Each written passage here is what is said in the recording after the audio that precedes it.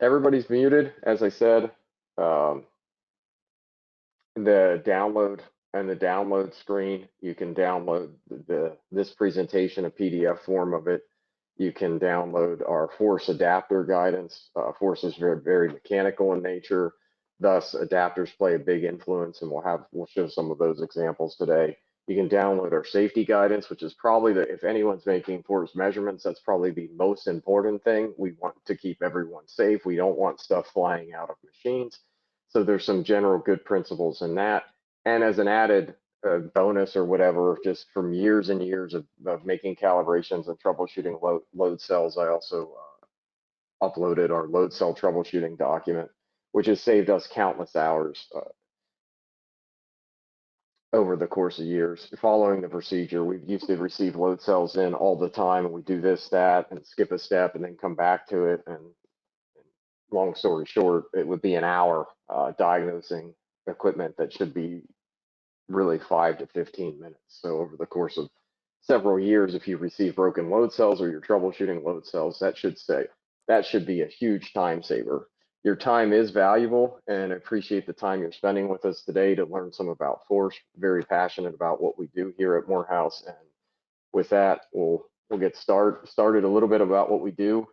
There's our UCM machine. We now have an automated version of this machine. It's pretty fantastic. Our technicians have been using it, and we have customers that have been using it for the past 6 months, the first initial 3 to work out the bugs and kinks of the system. So right now it's ready to go. There's videos up on YouTube. If it's that link is in the chat if you want to look at them after this. There's about 4 new videos posted. Then in the center there, this is our primary standard, an example of our primary standard dead weight machine. The uncertainties of this machine, everybody always wants to know. These are the best calibration standard. They're known to about 0.002% or better.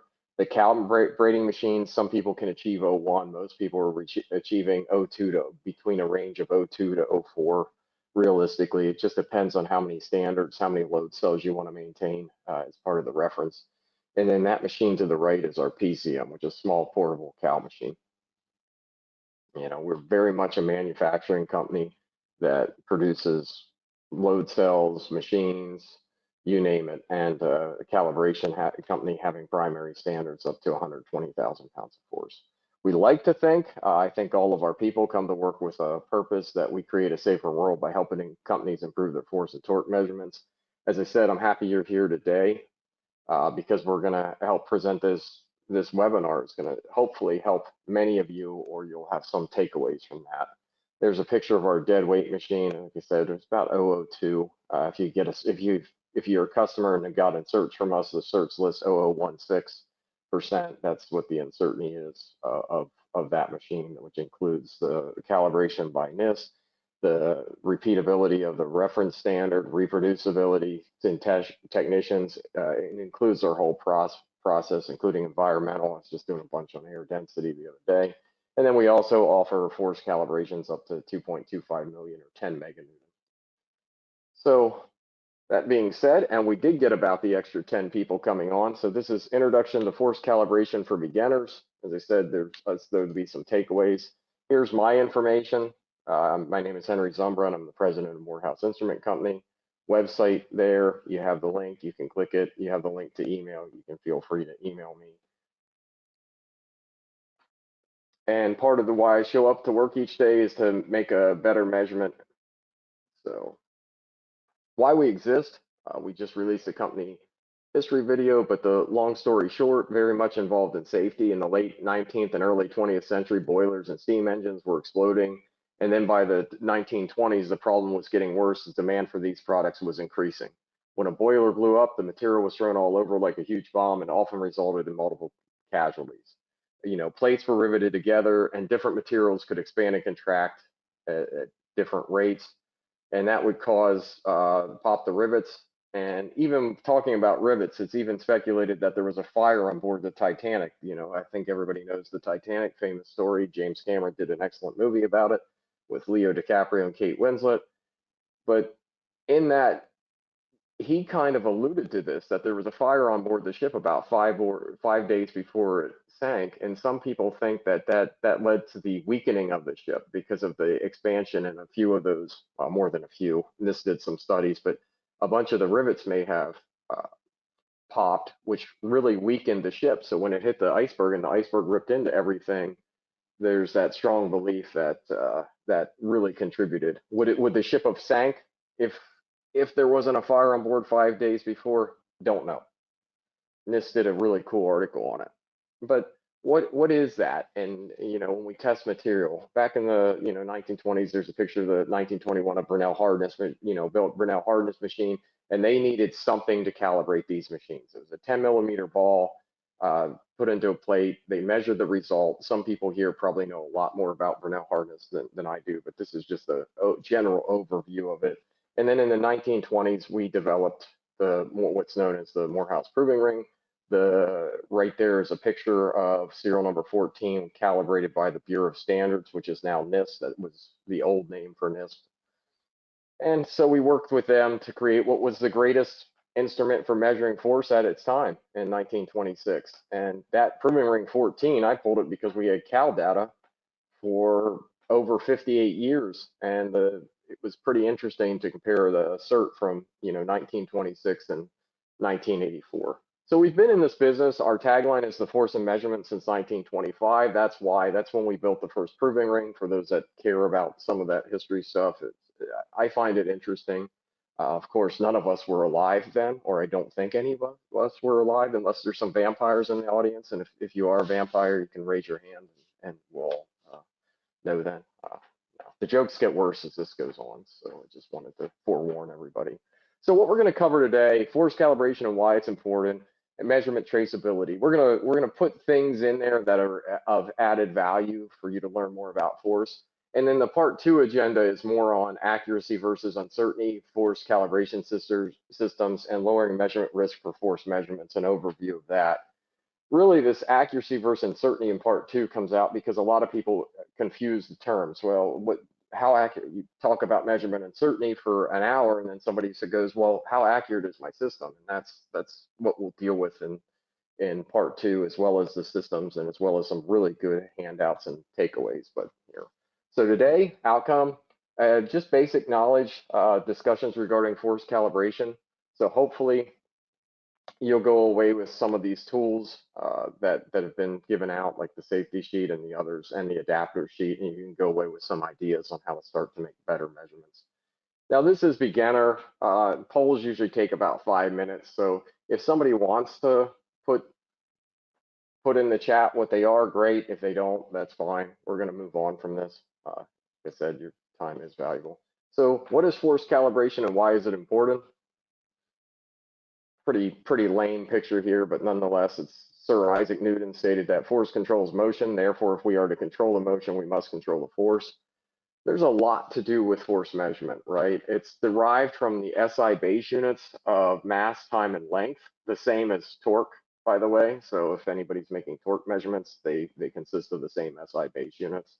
I really like this chart here. This is from the International System of Units, and courtesy of the BIPM. NIST also has it on their website, but you can see the 7 base units here: the kilogram, the meter, the second, the mole, the ampere, the Kelvin, and the candela. And then out of all this, we derive so many different units. So you can see, I can circle it for everybody, but you can see here this force derived. And the nerdiness in me can't get away from this. If you guys have read Quality Magazine or the digital version, there's an article out there that just wrote, and it talks about the force of decision rules, where we use Star Wars examples to go over some decision rules. If you're confused about decision rules, we have a webinar coming up May 2nd, intentionally, that you can sign up on our website for. That's to go with May the 4th be with you, but may the mass times acceleration be with you. And the formal definition from the CIPM defines 1 Newton as the force required to accelerate 1 kilogram to 1 meter per second in a vacuum. And when you write this in Word, it's going to say, hey, you typed the same thing twice, and that's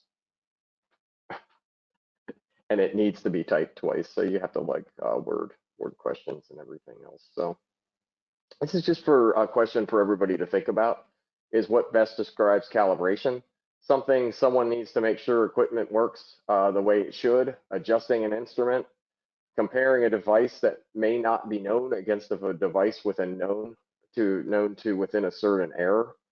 So some people out there are going to say this, and if we look at the definition per the VIM, calibration, there is a new VIM coming out, but this is the current VIM.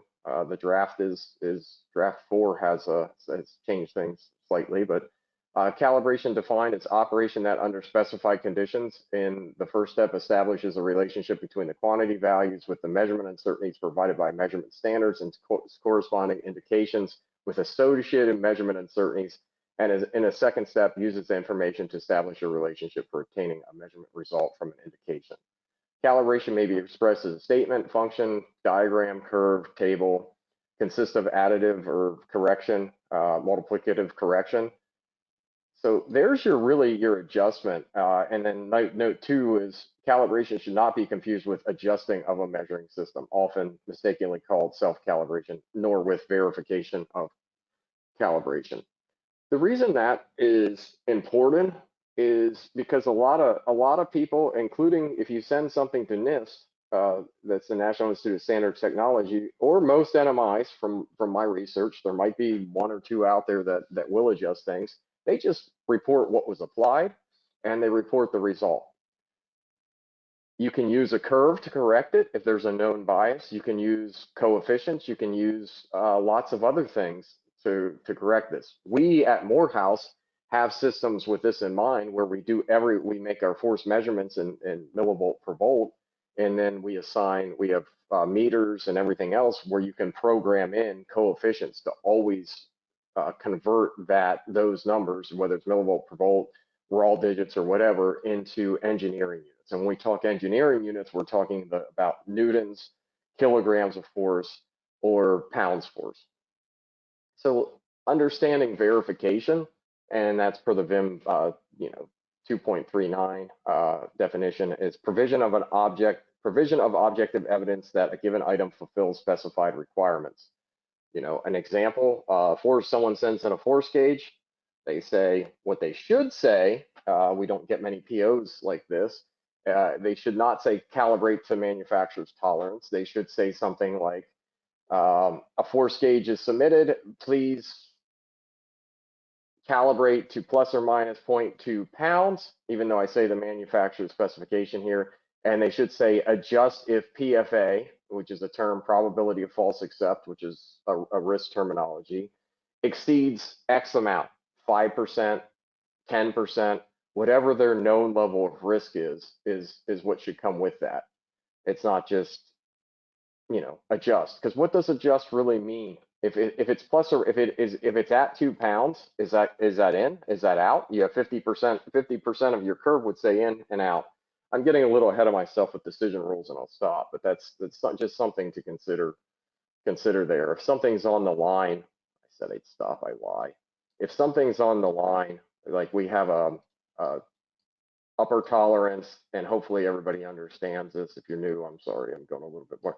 You have an upper tolerance and a lower tolerance, and we're basically saying, hey, our nominal value is X, and we're saying plus or minus 2 pounds. If this is on the limit, and the reason I'm drawing this is I'm very passionate about it, this topic, and many people do not share this passion.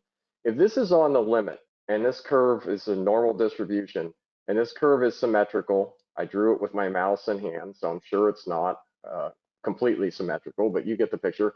If that's on the tolerance limit, 50% is going to be over.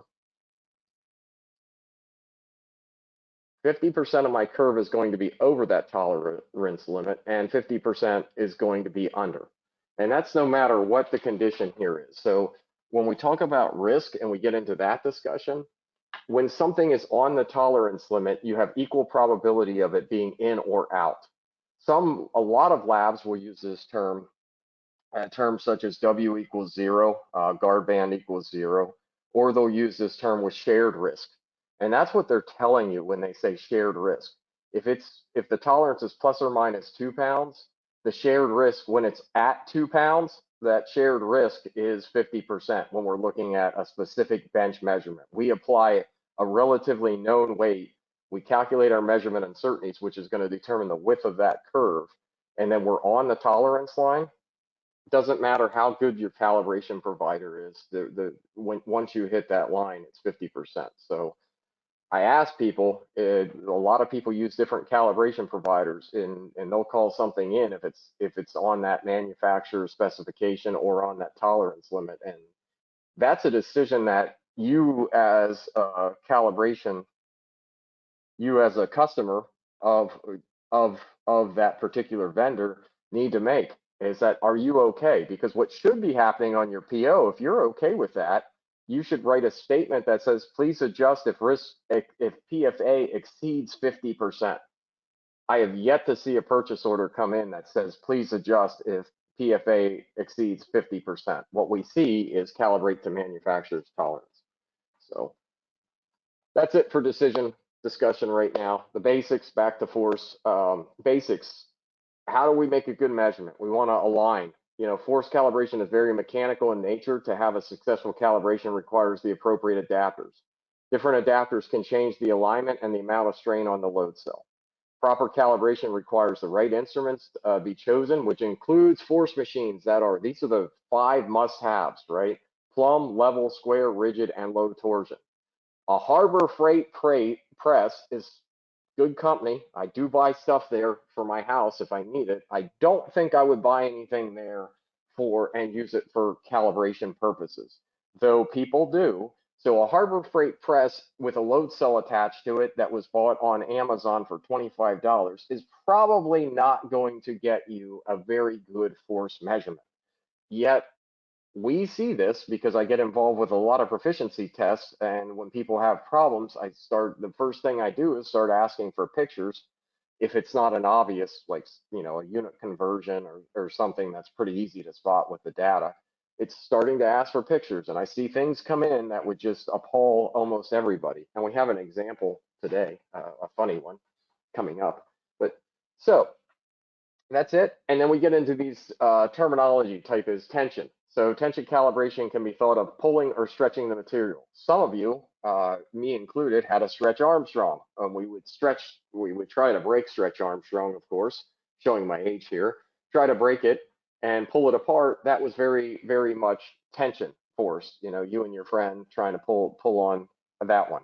Now, the examples here, you could have had a Gumby, you could have had whatever, other things that they make, the hands that grab things, all kinds of different stuff. So here we have our Morehouse BCM. That's this, calibrating a traction dynamometer. That's a tension application. Here's calibrating a crane scale, tension application. Here's calibrating a tension link in the PCM. Here's calibrating a handheld force gauge in the BCM.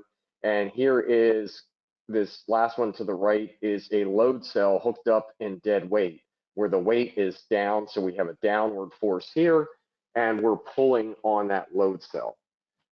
The opposite of tension is compression, which we do a lot more compression calibrations than tension on average. It seems we get a lot of reference standards, and reference standards are typically, especially if they have our machines, they stay in compression. But compression calibration can be thought of, compressing or pushing. In this machine, you can see this arrow here. That's this arrow right here. This is the reference down here, not the reference. This is what we're calibrating, the unit under test. Our reference in this picture is up here. And what happens with this machine is there's a hydraulic jack that is always, the fluid goes into it and it's always pushing up. So this piece right here, this lower yoke, is always moving upward. And when I say we see a lot of more compression calibrations and tension, it's because this machine, the reference standard right here, is always in compression. And this is our cal machine.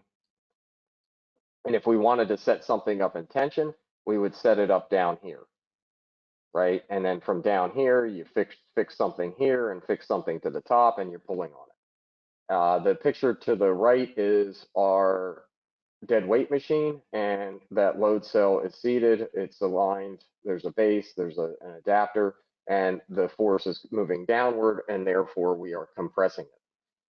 So I said some customers and some things that we see over the years. This was kind of a ironic one. Customer calls in and says, every time we send it in, the data is so much different than before. And we say, well, what are you doing? Right? Can you send us pictures? They send us pictures. This is a compression force gauge. It was never designed. It is not safe to use for tension. Of course, we over design lots of things, but this is one that does not have enough thread engagement and everything else. And they have it, they send it in for calibration. We perform a compression calibration, and yet they hook it up to this fork truck here, and they use it for tension application. Now, I would not recommend this to anybody, as this covers a lot of things. It covers adapters, proper use of adapters, proper use of equipment, because you're not supposed to use a compression gauge to calibrate in tension when it was designed for compression only. Safety issue there. And also lots of things with alignment. You think your fork truck can get perfectly aligned and level and everything else there, and just on and on and on. So unbelievable, some things. Hopefully this is one of those ones that you can take away. There's probably other people, anytime I present things, sometimes people will send me pictures. I had one person that said, hey, we put our forklifts and level them, and then we do make torque measurements off of them. And then we talk about, I mentioned the term load cell and other terms, and a lot of times we talk about things that are transducers, right? Something that converts a device that transforms one type of energy into another. That's basically what we're doing when we're making with a lot of the equipment that we're looking at. Here's just some examples. A battery converts chemical energy into electrical energy. When it's depleted, right, you throw out and replace your batteries.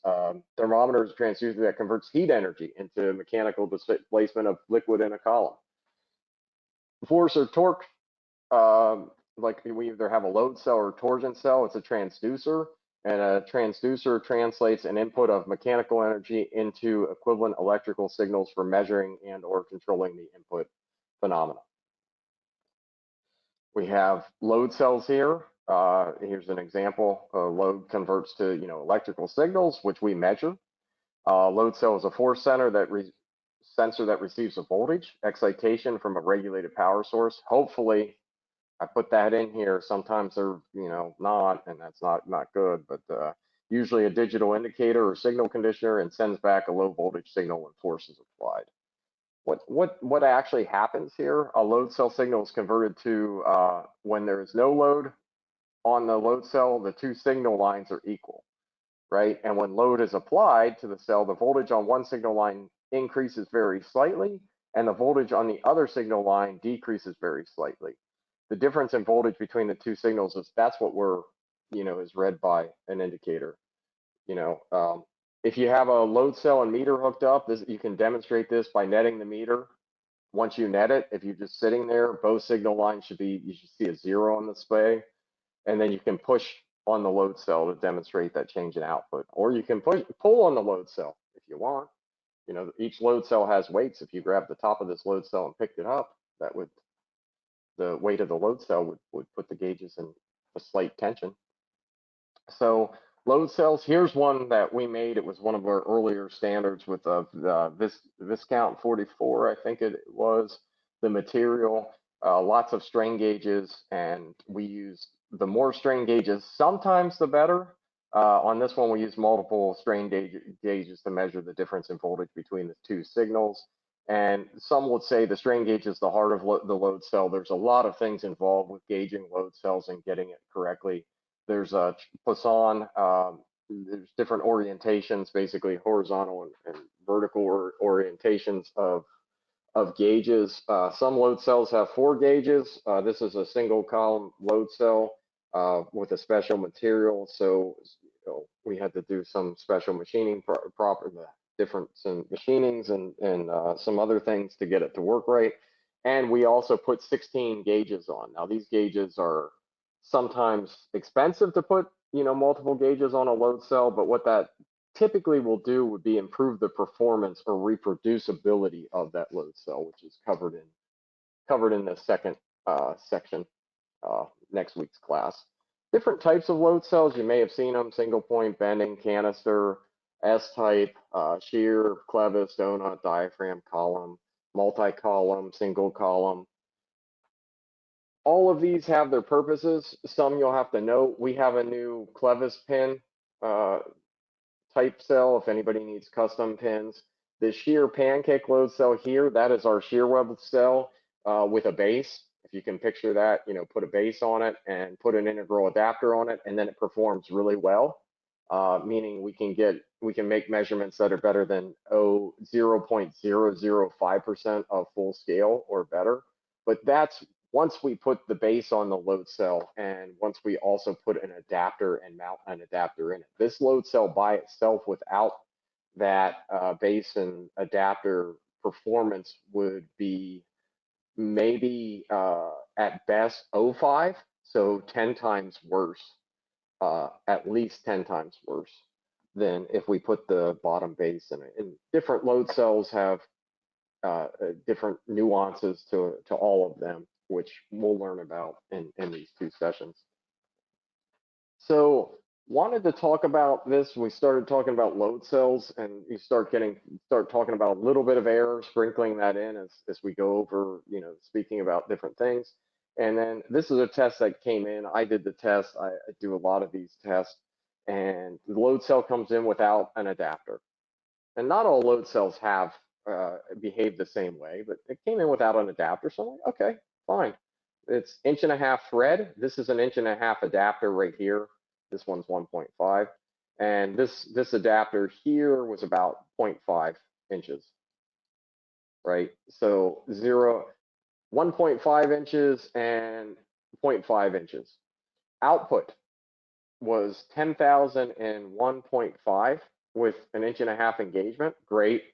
That's pretty good on a 10,000 pound load cell to be within 1.5 pounds of force. And then if I would swap that out and just maybe I go to maybe a customer sends this in without an adapter, and I go out to True Value, Home Depot, Lowe's, or somewhere else, and I go buy whatever. There's a bolt there, there's something else there, but it doesn't have an 1.5" engagement. And I try to make the same measurement. Well, this with just a 1/2 inch engagement, the output of this load cell read 9942.3. So difference of 59.2 pounds on a 10,000 pound load cell just from using different adapters. And then the error of this measurement was over 0.5% on a device expected to be better than a 0.025%. So 20 times what's expected. At this point in time, I can basically throw out some decision rules and some risk talk because if the lab calibrates, we calibrate this device using this adapter right here, and then the customer goes and uses it using this other adapter, is there any chance whatsoever that they're making good measurements? How long is it going to be before they catch this? How many machines will they calibrate? How many other load cells will they calibrate? How many presses will they calibrate before they notice that this could be a very, very significant error? Maybe it's not, maybe they only care about working to 1% of tolerance. Maybe that's their range, that they just want to verify some things within plus or minus 1%. Then maybe their risk is low. So this one's here. Difference is not staggering.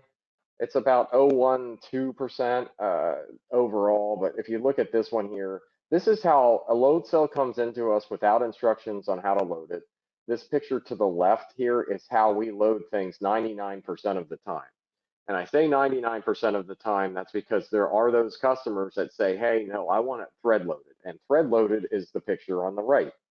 So I'll just make a TL. It's not tolerance limit. Those that know, this is going to be called thread loaded. So on the left is loaded against the base, which I am conditioned to believe that most people use it, the load cell that way. And on the right is loaded through the threads. Some calibration providers, their standard practice is to load it this way. Nothing wrong with that as long as you know and you replicate how it's being loaded. Now the difference is about, oh, like I said, about 0.12%. You can see the difference between this. And you can talk to you if you have different vendors than us for calibration, you can talk to them about this and say, how do you load that and what's the difference? And if it's a shear web cell, they'll probably tell you it's about 0.01%. I find most of them to be very, very honest in regards to this. So that's a good thing for us and a good thing for industry. This one is pretty staggering on the sheer error. And to go over, we had numerous customers send different load cells and adapters over the years. And you kind of, when you're a Cal Tech, some of you may know, you look at the old data and see, is it behaving the same way it did in the past? And this cell here, right here on the left, that is with the customer's adapters. They did not send the adapters in, so we proceeded to do the calibration with our adapters, and that's this on the right, Morehouse adapters. And when we looked at the data, we said, holy, fill in whatever words you want to use there. And we said, this is just absurd, the amount of difference between these two, what we're using to calibrate it and what the last calibration showed. So we had a conversation with them. They agreed to send in their adapters, in which I spent days just back and forth. Like, is it the load cell? Is it the adapters? Because sometimes load cells don't perform as well as you expect them to, or sometimes manufacturers claim they're like super good and they're really not when we start calibrating them. And if you want to know what load cells are good, this is a tip for everybody that's new and for just anybody in general. Call your Cal provider. Call them and say, hey, I'm in the market. I wouldn't say I'm in the market for a load cell, but I'd say, hey, can you tell me I'm looking for a load cell that's really good. Can you tell me what ones are that you see that you hardly have any problems with? Now I would not call the manufacturer probably of that said load cell, because they're gonna try to push off theirs. But if you call somebody and talk to them in the lab, they'll tell you. I guarantee you, all of our technicians will tell you what load cells are good or bad. They have such inherent bias, which I don't like that they have this inherent bias, but things walk in the door, and from the time they walk in the door, they can look at that load cell, and a lot of them will recognize that they did it last year. They put it in the machine, it looked great. They're going to put it back in the machine, and it's likely going to look great, and there's going to be no head scratching or other things, and it's just going to go out the door, and everybody's happy. They're going to look at another one and remember, oh my, I had to have this discussion. Customer wasn't happy. They wanted 0.25. They didn't get 0.25. We went around. They're going to look at a meter and say, hey, last year I remember, some of them will remember that I had like a 10-foot cable, and now somebody sent me a 50-foot cable. That doesn't jive. And they're going to know by the meter whether it's going to make a big difference, whether it's 4 or 6 wire or not. But ahead of myself on this one. So did numerous tests Friday, Saturday, Monday. I remember the 3 days of tests, and I just reported a same day test here. So the bottom line is, with customer supply top and bottom block, which the top block makes much more difference than the bottom for most load cells. And then with the ones that we would use if the customer did not send in the adapters. Difference as high as 0.3% on a device that they expected to be better than 0.25%. So people can do math here, right? This is over 10 times. They wanted 0.025% of full scale, and they got this 0.263. So over 10 times what was expected. Now, the easiest thing to do is, if you have a load cell, is just buy a top adapter. Always use it with an adapter like this. That's what we're showing here in red. Buy this top adapter. We make these adapters. We can put them on any load cell. The manufacturer you bought them from probably can. Make them, do it, and be careful. If you ever change that top adapter, you need to calibrate or at the very least have some kind of verification scheme where you can verify that any new block that you put on the load cell isn't going to produce this type of error. We had another customer that sent me his 1,000,000-pound load cell, and I saw a 1,600-pound shift. And I said, did anything change? And he said, yeah, about 6 months ago, I ordered a new set of top adapters from the manufacturer. This is the same manufacturer that he bought the load cell from. And there was that much variation in those sets of adapters. So really needs to be checked whenever you're changing. Manufacturers can use different hardness of materials. The top adapter can become work hardened, which means like over hundreds to thousands of loading cycles that you're going to keep pushing and pushing, it's going to deform and become hard. So other things you should say, is this work on every load cell? No, every load cell is different. That was a single column, multi-column. Usually the column types load cells, the hardness of adapter makes a huge difference. I took one of our load cells and I varied. I called a hard block and a soft block, and you can see the difference. I mean, there we were showing differences of 0.3%. Here we're showing differences of, this is within the noise of the machine.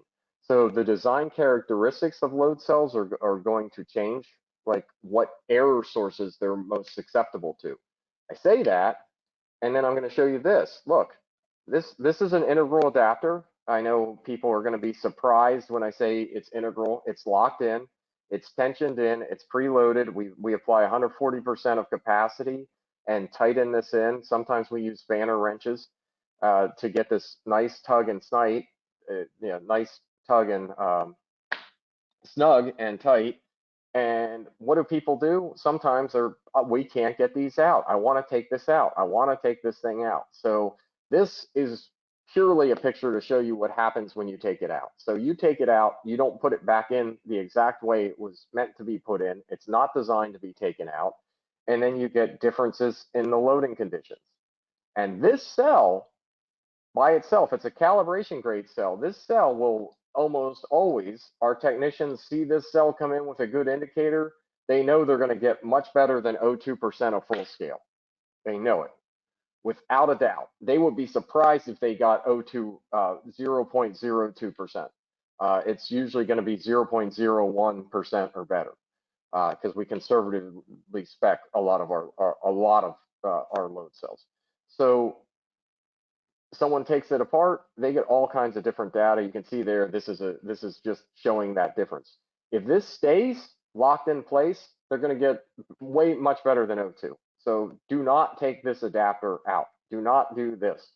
No, no good. Do not take it out. Do not try to take it out. If you take it out and put it back in, you're likely going to change your output, which then is going to change your entire calibration.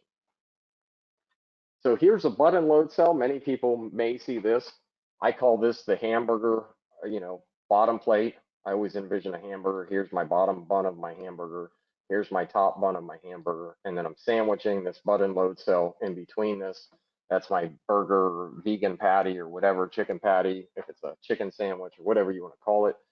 This data is interesting because here, we did a rotational test, which tests the reproducibility condition of the measurement. So at 0 degree rotation, 0 degrees in our machine read 2011. At 120 degrees in our machine, it read 1997. And at 240, it read 2018. Customer wanted 0.1%. Guess what? That's what the customer wanted. Guess what the max deviation was here? You see the average 2008, standard deviation 10, max deviation 21. The actual error when we rotated this was 1.045. So look at that. And my one buddy, Dillip, those that know Dillip, says you can have your head in an oven, feet in ice, and on average feel fine. So remember that number, 2008.66. It's in the next slide anyway. Look at this one. So here we're using much better adapters to align the load cell. Our max deviation goes from 21 right here to 4. The standard deviation goes from 10 to 2. And the max error went from 1.045 to 0.199. Still not as good as what the customer wanted. The manufacturer actually sold this to the customer and said they could expect 0.1%. I would challenge that manufacturer any day on these cells. So this adapter did not get the 0.1%, though it improved the performance by 525%, which is rather significant. And then remember, I said you can have your head in the ice, or my good buddy Dillett says head in ice. uh, head in feet in. I gotta go back. You can have your head in the oven, feet in ice, and on average you feel fine. Here's the situation with aircraft weighing. Just talked to another friend yesterday. He said his customer was using this such manufacturer, and they were seeing deviations of 2,000 pounds with their aircraft measurements. Now, anybody that's flown on an airplane knows that you want to get those measurements correctly, because if you do not get that center of gravity correct, the aircraft is not going to take off that well or land that well. And in fact, it happened that some people might remember there was a singer called Aaliyah where this actually happened and she died, that they put too much weight in a plane and the center of gravity was way off. But his situation was 2000. So we're saying, hey, we take a bunch of measurements down here. They want this airplane to read, they want it to weigh 30,000 pounds. So measured value right here, 30,000. Nominal value, they want 30,000. And if we use a bunch of averages, what do you think happens? They hide those extremes here. Here you can see this 2,600 pounds high, 1,300 pounds high, way low here. This one, 4,700 pounds low, 2,000 high, and then 1,200 low. But if we take the average, the sample mean, on average, this weight, we're going to get 30,000. If we start taking the standard deviation of all these measurements, we get 3,000. Not too far off from what my buddy yesterday was saying, that the manufacturer was off 2,000 pounds. I had another situation where I sat down with someone from NIST, and he said he had this scale data, and he saw that it was always perfect. He goes, "Can you send me your test results?" And he said he was to share with me the test results, and he said one run was high, one run was dead right where it needed to be nominally, and run was low, and the manufacturer was saying taking the average, and it's like, yeah, is that going to work for truck weighing? Anybody that's driven truck, are we going to redesign all the roads so you can pull the whole way around and the truck can go by 3 times for the weighing? No, it's absolutely absurd, but it demonstrates the point. Here's some more. If anybody's done tension link calibrations, I should have. Dylan knows about this. We work with them. So tension links, proper pin diameter, difference here. They make good products. So this is not a knock in any way, in any form on the manufacturer at all in this regard. It's just that these instruments are very sensitive to different size pins. So here we have proper size, different size pins, which is this piece right here where I put my arrow. We have the difference of 860 pounds or 1.72% error at 50,000 from not using the proper pin size. And if you run a Cal Lab and you're just putting any pin in, you're probably giving the customer the wrong values.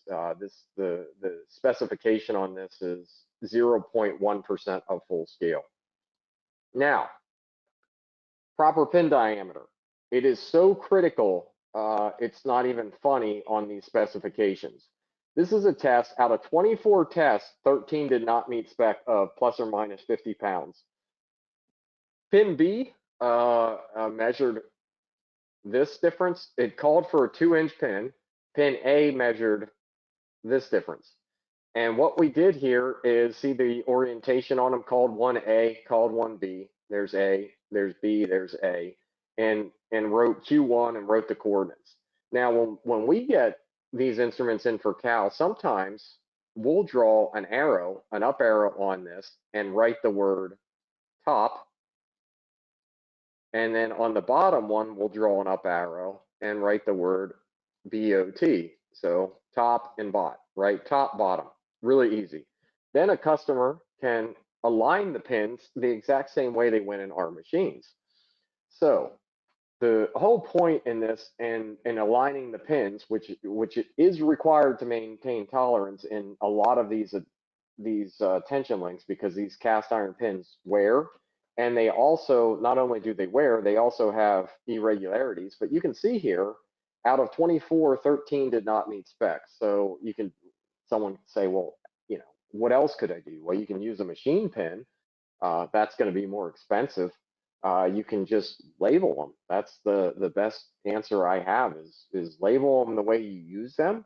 Make sure you keep putting them in the device the way they're used, and send them to the calibration lab with these pins. And if they're labeled and up arrow, our techs will put them in and do the cal, and then you can be assured that your device will likely meet spec. And if it doesn't, and we need to adjust it, and you tell us the adjustment criteria, we do it, and you have more of a chance of being in tolerance than being out of tolerance, because the ones you can just see here, this is the variation is large. And there's a graphic here, just engage my bearing area because it really affects my stress distributions. So silliness. Tension link calibration. So here we're going to get into a bit of safety and some things that we've seen. If you see these in your lab, this was one somebody messaged me, did one of these classes. They sent me this to me. He said, "Hey, do you think this is safe?" And I said, "Absolutely not. Like these, look here. There's an angle. I mean, what they did, they welded things in. The person did a fair weld job, but look what's happening here. This is degrading. This pin doesn't replicate use at all, and this little safety mechanism that they put on here it's probably not good. Funny enough, this was in one of our machines that the person was using that they had. We have adapters for this particular and calibration, but they decided to make their own. Situation here, someone doesn't know what they're doing. What happens when a smaller pin is used for a tension link or crane scale calibration, and the driving force, this is the driving force behind our patent at Clevis right here, really is people just put the wrong thing in, right? That's not okay. Small pin, large hole, pin bends. Luckily, no one was hurt in this scenario, but we get calls like this probably once or twice a year where somebody just did something dumb. Like I said, fortunately, no one was injured. We do have that safety blog on, and I'm going to go over some of this. I sent people the link in the downloads for the safety. What do you think the cause of this one was? Right? You can see here, this just cracked. But if you look at this hole here, which I covered, if I can erase real quick. Look at this hole right here, right? We needed to be, this is in our lab, so we're not immune to these mistakes. Someone decided without consulting engineering that we could take something that was rated for 330,000 pounds to 350,000 pounds without any problem. And not only did they not put in the right pin, they put in, not only did they overload beyond the rated capacity, but they put in a too small size pin, and the clevis broke. One of our engineers at the time was on vacation, and I sent him this picture. First I sent him the picture of the broken clevis, and I said, "Don't worry about it, I got it covered." And then I sent him this picture of the C-clamp and said, that's when I said I've got it covered. Obviously, it was a joke. I should have slapped some duct tape on it as well, because duct tape and WD-40 fixed everything. But yeah, so that is an expensive mistake. That's solid material there that is not cheap to make the cuts and put that together and replace that. So it was not a good day in the lab to break something that's several $1,000s from a dumb mistake. Learning opportunity for sure, more training for sure, makes us better for sure, but still don't want to see those types of mistakes happen.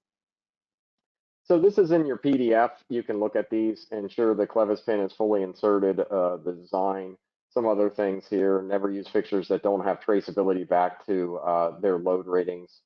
If somebody just made something and said it was good enough, you probably shouldn't be loading with it. If somebody went down to Harbor Freight and said, "Oh, hey, this is good enough," probably shouldn't be loading with it. True Value, Lowe's, Home Depot, all of them. But you can see the safety stuff here, and go back on the PDF if you want.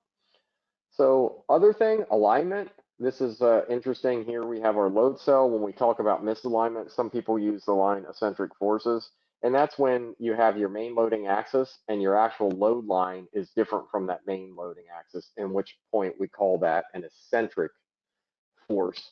And this picture here shows like we have a pretty straight load line here, and you can see that load line is nowhere near where it needs to be on the right. Interesting enough, when we did this test, the error was only about zero point 0 on this type of cell because of the way they're gauged and compensated. The error was only about 0.0022% or 22 parts per million. When we do this on a single column load cell or like a S-beam type load cell, that error jumps high. In some cases, you see that error jump to that first decimal place. Some safety notes on aligning a load cell in a machine, right? Never manually lift any parts that are too heavy to control 100% with 100% confidence. Proper material handling equipment included lift carts and material manipulators should be moved, that type of stuff. This is all in the safety document as well, as I said. Here's tension member assemblies. About once a year, we see somebody that has done this and ruined something, and we see somebody that has marked parts usually after several years and something goes awry, that we can trace it back to they put their parts together improperly. But this is the way to do things right here. Use this, and the wrong setup will most likely deform or even crack the adapters. This is deform is most likely in most of these cases. That's why over years, when we actually see the adapters, we can deduce that they've been loading them wrong for a while. But if they crack, it's not fun. So never use a setup like this where there are two spherical surfaces opposed to one another under load. This instrument could slip, it could be thrown from the machine. You do not want to do that. I know they make load cells, rocker load cells, and we've made adapters for those. They are still not very safe to throw in the machine with two sphericals. They can be modified, and under load, that could be ejected at tremendous force. It's just not something you want to deal with. Even a safety cage, that's gonna probably that gets ejected. The standard hops, your reference standard gets a shock load on it that might even destroy that. Someone might get hurt. So don't want to do it.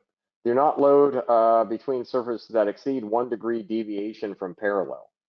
I mean, unless you're doing a bearing pad test for ISO 376 and have designed equipment to do this, it's general recommendation or practices, don't do it, right? If things aren't level, that Harbor Freight press or someone made a homemade press, it's not good. You're not going to be safe, and you're not going to get, more than likely, you're not going to get the proper response when you apply forces to give to your customer, internal or external. If using a load ball, make sure the right material is being used. I see this a lot. Never use a carbide ball. Carbide is brittle and will shatter under load, and that will surely wake up a technician. So we had a bunch of load balls that come in. We test our stuff. They were rated for 200,000 pounds capacity, and we tested one. It was going out to a customer, and it just squashed at 98,000 pounds. So, okay, that's interesting. Let's put another one in. Squashed at 98,000 pounds. Let's put another one in. Squashed. So even though our supplier, because we don't make load balls, and we buy them, even though the supplier said it was this type of material and this type of load ball, it's still crushed at 98,000 pounds. So it's like this part should be like a $20 part when you go out and buy it. But if you're not willing to test it, it is very much a buyer beware scenario, because if it does yield or break, you will put somebody in harm's way. Now, fortunately, we don't see that much. We got a bad batch. They do exist and they do happen. Most of the time, everything passes from that particular supplier. That was just a big red flag and a big knock when that batch happened. So obviously they weren't testing, and then they sent to us, and we tested and found it. So old adapters, Some people have adapters in their lab, they're not labeled, and that can get scary depending on the use. So service life of force calibration adapters depend on several factors, including the design, number of load cycles, and magnitude of each load. Better material manufacturing quality to control process provide more reliable strength values for design engineers than 20 years ago. Look, everybody's using modeling software. Most people, like, we use SolidWorks, uh, and you can model a lot of this stuff. You can choose the material. You should test the material, and then over design is never a bad thing. Our old engineer, you see these safety factors of 2 to 1. Lots of people like to live with that 2 to 1 because it gives you X number of load cycles if the material's good. Uh, Current engineering practices with us is we want to be well above that 2.0. Sometimes you can't exceed it, but the goal is to always try to exceed it because it'll give you more load cycles. Here's this cracked in our machine. We anticipate, this is a grade 8 bolt. We used to, buy grade 8 bolts because they're relatively strong and use those with our tension member adapters. Now we make everything, but this is a grade 8 bolt. It failed about 350,000. Now we didn't monitor every load cycle, did a calculation of how long it was in use and what the frequency of loading was, and did an estimation. So about 350,000 load cycles, and it fails. Newer adapters with a 2 to 1 should last at least 500,000 load cycles, about 50,000 calibrations, and failure at close to 1 million load cycles. Now that we've explained some of this, we're going to discuss proper adapters and what we've seen. One of my favorite moments of last year was we had a class, and asking everybody, like, why, what your level is, beginner, intermediate, why are you here? And somebody said, I'm here because I want to stop going down to Ace True Value hardware store when we need something to calibrate. And that's what they were doing. They had bent tension. They were just buying threaded rod, and it was bent, and they were using it. Now, I've learned a lot about threaded rod over the years, and it's a softer material, which means it usually does not have the safety factor that it needs. However, it being a softer material means it stretches some, and it can provide, the fact that it stretches can sometimes compensate for some off-center loading. It's an interesting scenario that I'm not going to get too much into here. I would never advocate using it because it's not safe, and if it's bent, it's going to introduce side load into that load path. But there is some knowledge on this type of threaded rod, and if you were, doing some types of measurements, it might be okay, but I cannot. Even though I say that, and as I'm speaking to everybody here, I would never recommend it. You really need to know what you're doing to get the benefit out of that, and your testing. It needs to be a special test. So if these look like any adapters in your lab, there is a problem. Even straight threaded rod can introduce misalignment errors as they can distort the line of force. And any misalignment of 0.01 degrees can affect the reproducibility of some load cells. Even our adapters, which are designed in accordance with the guidance in ISO 376, which is the European standard, can only overcome about 0.1 degree of misalignment. So they're good. They align things. If the technician's not perfect, they compensate for it, but the technician has to be able to spot something off by more than about 0.1 degrees. Other problems, stacking weights. You talk to people, how do you calibrate things? Well, I stack weights.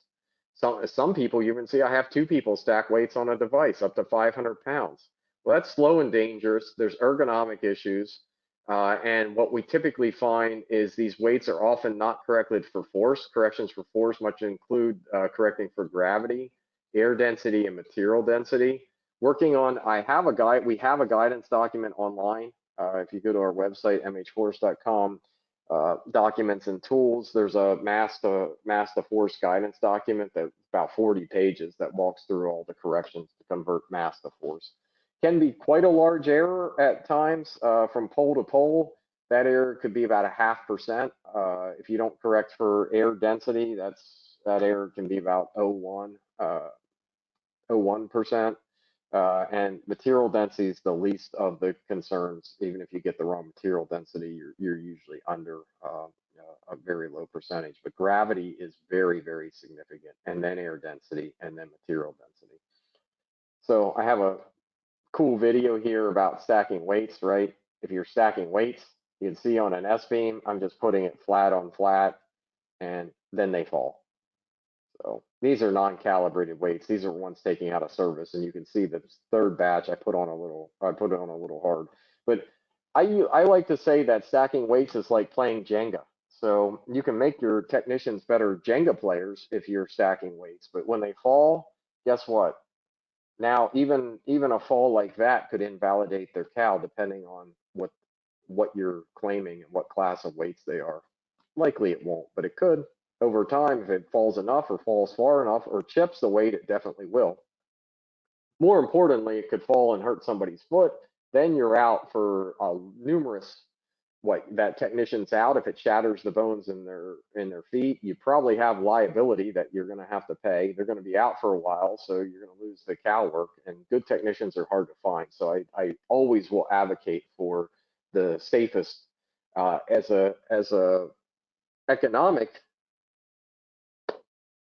term here for anybody that's in management. I would always say, hey, it's not only about the work and safety, it's also about your liability here too. Because if that technician's out, they break their foot, that's bad enough. But if they're out for 3 months because of it, that is a tremendous burden on the company. So there's two sides to it. Of course, we want to talk about the safety side, but there's also the other side that all owners and management should consider too, is what strain on the workforce happens if you lose one of your top technicians for 3 months because they've shattered their foot.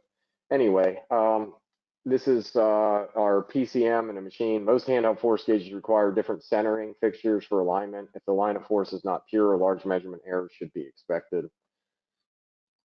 There's our machine there. These handheld force gauges, if anybody's heard me talk before, this is one of the dumbest things in the world. That's these items here.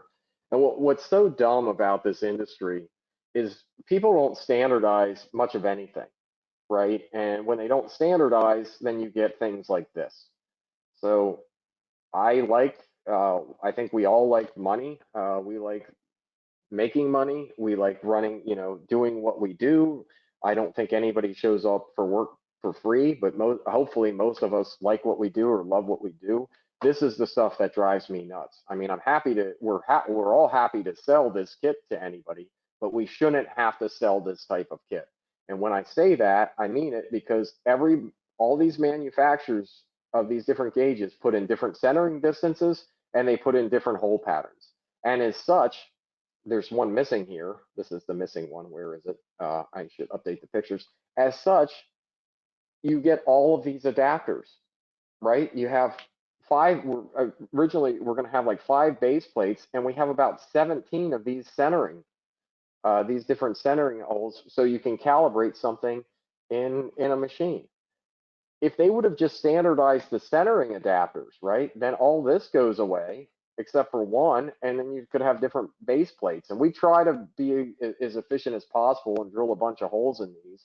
And every year we find somebody with a new gauge that we don't have a hole pattern for. And right now, I think we have hole patterns for like 200 some of these handheld force gauges. But if they would have just standardized, someone would have just said, we're going to standardize this, all these adapters could be reduced to maybe 2 or 3, right? It's same with cabling. If you run a lab, the cabling is an issue. General tips: if you have a UCM, do not oversend the jack. Used to talk to people all the time about this. They do hydraulic jacks. If you have and what I mean, they would calibrate hydraulic jacks in this machine, and I tell them run the jack and record what the reference reads. But that's beyond this. If you're running that, I want to know how to run a jack in the machine. You can email me. So that being said, do not overextend the jack. That means someone keeps pumping up this machine. They keep applying more and more force, more and more hydraulic pressure to the ram. Eventually, this is going to fail. Never work on large machines alone. Always check alignment at the forces and verify everything is reading correctly. Never assume a fixture has a safety factor above its rated capacity, as demonstrated by that clevis that I showed.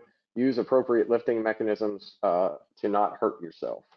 So other general tips, supervision, inexperienced employee or team members is essential, right? Only team members with good mechanical and strong safety aptitude should use calibration equipment, and over, like just good, right?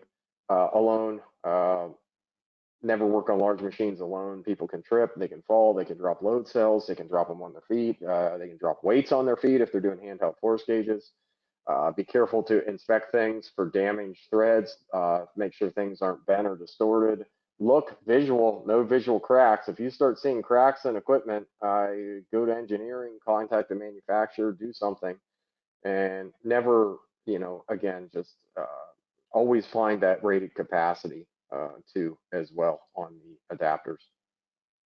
So that's included. This is what you want to know why we have the #1 here. This is all for SEO and those fun games. This is, I would rather just call it the force measurement safety guidance.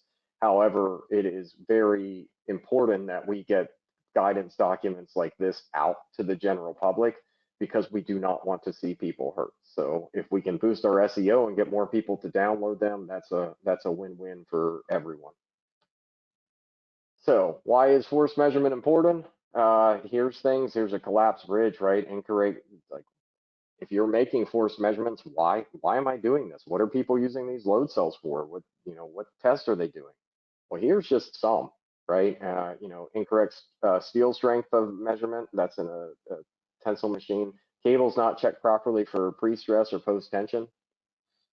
And I do this a lot of why measurements matter. This is a bridge in Minnesota, and NTSB cited a design flaw as a likely cause of the collapse. Noting that a too thin gusset plate ripped along the line of the rivets and additional weight on the bridge at the time contributed to catastrophic failure. Was it ever tested? Did anybody inspect it? Did they do anything with it? I don't know. Henry Petrosky, and for those that are interested, there's a book and it's called To Engineer is Human. I highly recommend this book. And he talks at length about, like, okay, somebody's making a calculation and they forget a plus sign. They forget a negative sign. They use a 1 instead of a -1.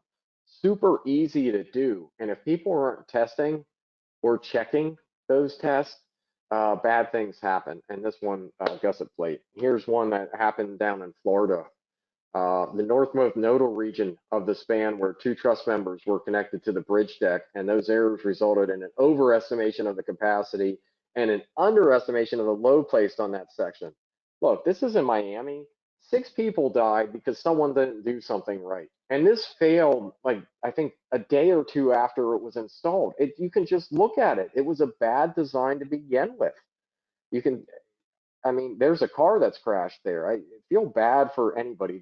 Someone spent a lot of money to design this, and they didn't do it right. There's no way that whole span, and look at this whole span, right? That over that length of road on that. So I don't know what happened with the company. I have our measurements gone wrong, I believe, is in June. That's up on the web, that where you registered for this one. We talk about the Hubble. We talk about the Spirit of Kansas, the stealth bomber. Why that crashed? Why the Hubble cost over $2 billion? It's just that comes down to comes down likely to, in all sense, to a project manager that didn't pay attention to measurements. We talk about healthcare in one, Cox Health. We talk about the Texas oil. I believe we talk about the Texas 2006 BP oil refinery, and lots of other things. It's just measurements gone wrong, and all of the ones we talk about could have been avoided. So really good session there, a fun session. Not really about force, but it's still a fun session that I like to present. Why else is force measurement important? It's performed so frequently. So you're making measurements. You're here. You want to make better measurements, but you want to know why. Almost every material item is tested using some form of traceable force measurement. Manufacturers often require to do sample testing on the products they manufacture. They can be the wood that was used to build your house to the cardboard that holds your toilet paper on the roll. We did a lot of work with a company making those cardboard toilet paper rolls. They had specific crush tests that they needed to conform to. So examples, testing the ripeness of apples. This is a Tinius Olson machine right here. This is so why would you test the ripeness of the apple? What do you think, right? If you're on the West Coast, and what are you going to do with the harder apples? You can put them on a truck and ship them east. And the softer ones, you're probably going to distribute as fast as you possibly can locally. And apples are great. I do advocate for anybody that can eat apples to eat them. They are a great source of fiber. So there you go. The other thing, here's coffee, all right? Package of on the grips, that's force measurement. Here's something that many people might know or like. There's fishing line, right? You want to cast the fishing line. You want to make sure if you get that hook, that big fish, that it doesn't break. Adhesive peeling on foil packaging. Crush testing on pills, right? Determining the force to remove a lid from a plastic package. Anybody that's spackled knows that these lids are notoriously horrible. I hate removing them. It seems like they never pull off easily like they should. So maybe we need to investigate that. Aircraft weighing applications. There's our Morehouse force press for weighing, for doing scale, not for weighing, for doing scale calibrations. Here's different examples. There's a scale, and then here's jack weighing. This is our good friend Jawl's good friend customer. If anybody's looking for weighing applications, or know people that are looking for aircraft weighing, these systems are really cool in the fact that they load on the axle, so they take the tire out of it. Surprisingly, or not surprisingly, here putting the tire in, scales are very susceptible to the load pad and the size of the load pad. The best way to calibrate any of these scales is to replicate that footprint of the tire. Or if you don't want to do that, and the scales are sensitive to off-axis and uneven concrete, which almost every airport hangar has some degree of unevenness. If you don't want to do that, this method works almost 100% of the time. And it's kind of like that button load cell. It's much more accurate. You can get repeatable numbers. Sometimes you can weigh an airplane within 12 pounds or less, which is absolutely great, fantastic for repeat weighings. So, what is the most important reason to perform a force calibration? Right? Different questions. Improve product quality, prevent catastrophic failures, meet auditor or regulatory requirements. Yep, and get peace of mind. Yep. So all of them are important, right? If you say the most important, you probably say the safety of people. But if you get this correct, if you buy the right equipment, and people don't realize this, if you buy the right equipment here, you can improve product quality and you can save a lot of money. A lot of people throw stuff out. They say, oh, it's bad. But if they had a better capability, less uncertainty, better load cell, better indicator, better calibration, they might not be throwing product out. They might not be calling product bad that's actually good, and they could save a lot of money if they do that. So as we wind down here with measurement traceability and then some Q&A, there are 7 elements to measurement traceability: reference to international system of units, unbroken chain of comparisons, measurement uncertainty, competence, documentation, calibration intervals, and measurement insurance. So that's at SPC. If you've heard of Walter Schuhart and control charts, I'd suggest looking at some of that stuff. You want to have a really good measurement assurance program. And then here's the reference. We talked about this earlier, what force is composed of. So it's meter, second, and kilogram. But we want to establish, what's it mean to establish metrological traceability? And the definition is a property of a measurement result whereby the result can be related to a reference through a documented unbroken chain of calibrations, each contributing to the measurement uncertainty. And then it goes on to say a reference can be a definition and Metroelectric requires an established calibration hierarchy. So what do we mean here? We mean that measurement uncertainty data is cumulative from one level of the hierarchy to another. We start with traceability back to SI units. Many people say traceable to NIST, which I shudder. It's traceable to SI. NIST is directly, you go to NIST's website, they will have a whole brochure on traceability to SI and how nothing is traceable to NIST directly. So that is a word people use. It's traceable to, you can write traceable to SI through an NMI. You can certainly write that, but traceability to NIST just does not exist. I know that's going to confuse anybody, but here's how that works. Basically says, hey, we're going to go back to those 3 base units. NIST is going to make some kind of, they're going to derive their traceability through the SI of those 3 units. They're going to make a machine, make a very large, in their case, they have several dead weight machines up to 4.4 meganewtons or 1 million pounds, as high as they go with actual dead weights.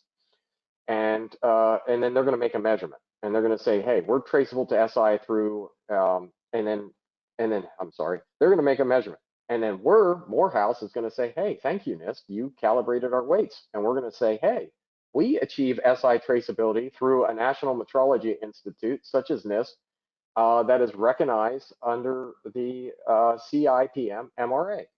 So there you go. I mean, that's what it should be. NIST website specifically says metrological traceability requires the establishment of an unbroken chain of calibration to the specified reference standards, typically national or international standards, in particular realizes of measurement units to the international system of units. NIST assures the traceability to the SI. The next tier in the pyramid is a primary reference laboratory. That's like us, Morehouse Instrument Company, and we're traceable to SI. So anyway, through the NMI such as this. But this is how this works. So every level, you got SI, NMI, Morehouse, every level, the uncertainty gets larger.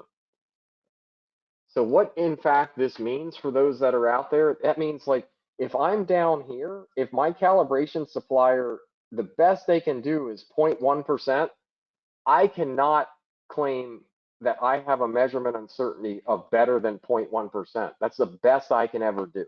You're going to have additional uncertainty, so you can't even claim 0.1%, but it's a pyramid.